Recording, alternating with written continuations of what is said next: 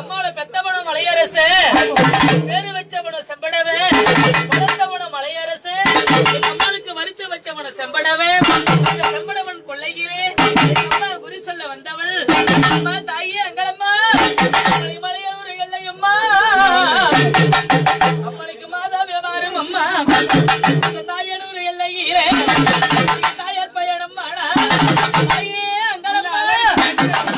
வாழ மீன் வேணுமா உனக்கு வஞ்சிர மீன் வேணுமா அம்மா செம்படவர் பொண்ணம்மா அவன் மீனவர் கோலத்தினிலே தாய் பிறந்தா அங்கே போய் கொஞ்சம் கேளம்மா கோவிலிலே அங்கே போய் கொஞ்சம் கேளம்மா.